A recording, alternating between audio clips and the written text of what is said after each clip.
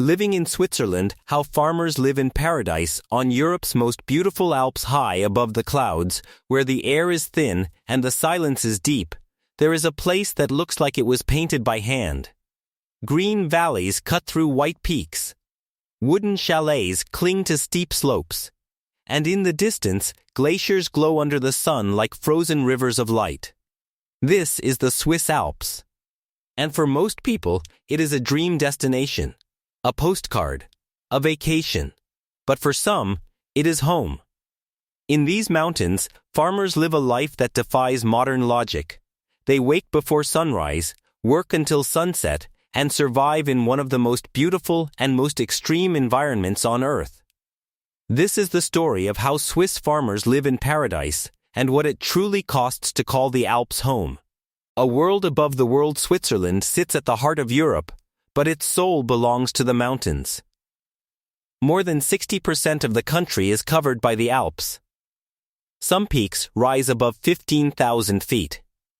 Valleys drop so deep they feel like wounds in the earth.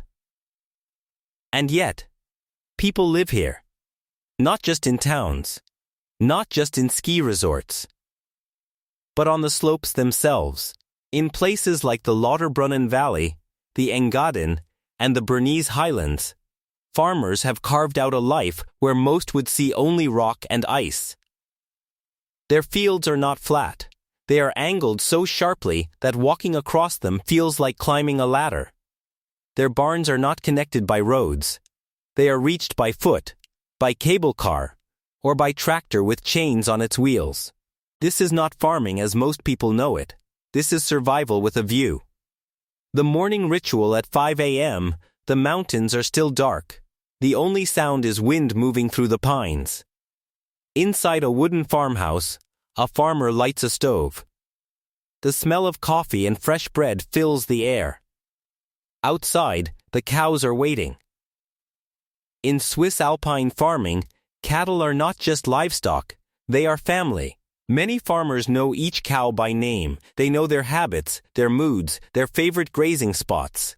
The morning milking is done by hand in some places, by machine in others. But the routine is the same. Feed, clean, milk, repeat. There are no days off. No holidays, no weekends. And then comes the hardest part, moving the herd. In lowland farms, cows walk across flat fields. Here, they climb. Some pastures are so steep that farmers must guide them step by step, using ropes and calls passed down through generations. One slip could mean injury. Or worse. But the reward is waiting at the top: fresh grass, clean air, and a view that stretches across borders. The architecture of survival Swiss alpine farms are not built for beauty. They are built for war against snow, wind, gravity, and time. The houses are made of thick wood and stone, designed to hold heat and withstand storms. The roofs are steep, so snow slides off before it can crush the structure. The windows are small, to keep warmth in and cold out. Many barns are built directly into the mountainside, using the rock as a natural wall. Some are only accessible by cable car, which carries hay, tools, and sometimes the farmers themselves. In villages like Gimmelwald, Miren, and Wengen, there are no roads at all. Everything arrives by train or by foot. Cars are not banned. They are impossible. And yet, life continues. Children walk to school along mountain paths. Groceries are delivered by cable car. And in winter, when snow blocks the trails, farmers rely on stockpiles and each other. This is not just a lifestyle. It is a system built on trust, tradition, and resilience.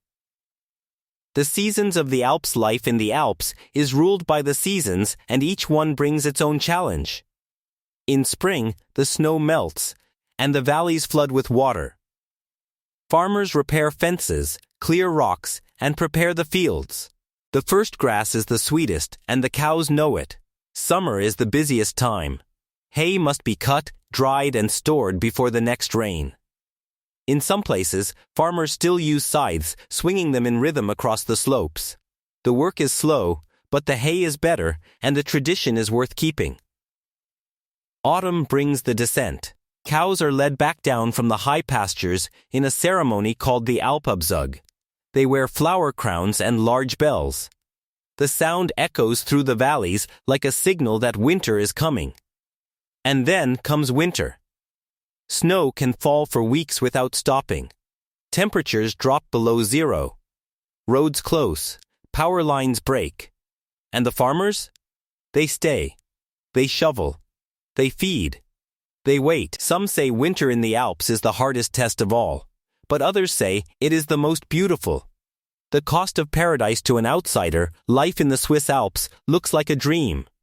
But for those who live it, the dream comes with a price. Farming here is not profitable in the traditional sense. The land is too steep, the seasons too short, the costs too high. Many farmers survive only because of government subsidies and tourism. Some open their homes to guests. Others sell cheese, milk, or meat directly to locals.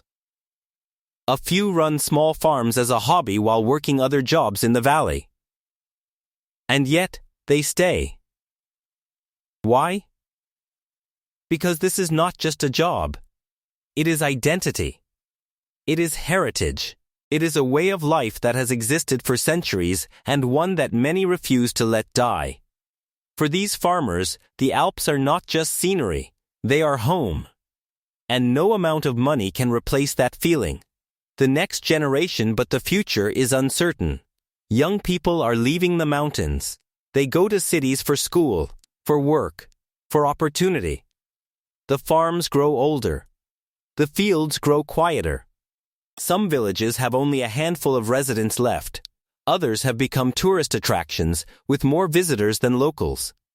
And yet, there are still those who choose to stay. They learn the old ways. They fix the fences.